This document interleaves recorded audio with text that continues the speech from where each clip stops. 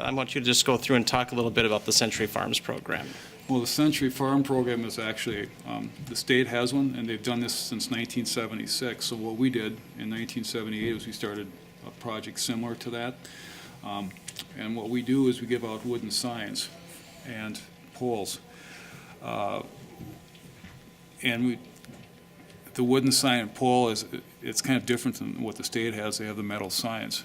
And it's for people who have been on a farm, who have owned land for over 100 years. Talk a little bit about the research department at the Stearns History Museum and how important it is to preserving the information in the county. Oh, we've done, actually the start of it was in the 1930s, and 36 actually when we started 75 years ago, and they collected interviews, WPA interviews. So we have about 1,800 of those, and that's in it's called our vertical files. So, and then we've collected on and off since that period of time. We have probably about, I'd say about anywhere from 10 to 15,000 names in there. So if somebody does come in and does family history, or if they're doing some other project connecting to another historical project, we can help them, especially with their individual names. We also have subject files as well. So if you're doing something on a church, if you're doing something on schools,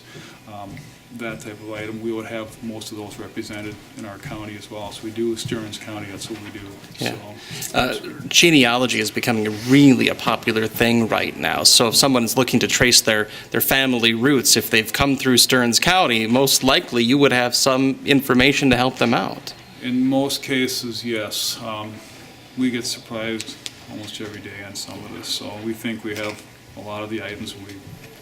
We start files a lot, which is good. It's new blood and all that. So if they've stayed here for any amount of time at all, we would definitely have something on them. If not, you're going to be included. So we also invite, we have a lot of new folks moving in the last 30, 40 years, so we're trying to be inclusive as well. So we have we're starting to get files on a lot of our new ethnic groups that are coming in, so okay. We welcome that as well. So if someone does come in and ask for your help or wants to start doing some research, what advice do you have from them? Is there something they should come in with, so they're a little more prepared when they get here? What are you looking for? What do they need to do to get started? Good question. The thing to do, if they have living relatives, and especially great uncles, great aunts, grandparents, uncles and aunts, I would definitely approach them first.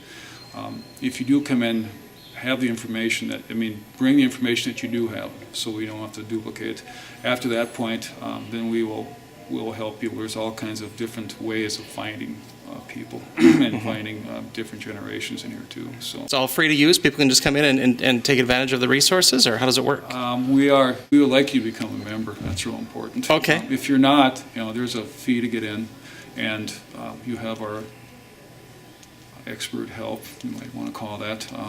We have at least 2 or 3 people on duty every day, and we're literally open 7 days a week. So yes, we welcome anybody that has any kind of Stearns County roots at all. It doesn't make any difference who you are. You can come in and we will help you. That's part of what we do. So. Okay.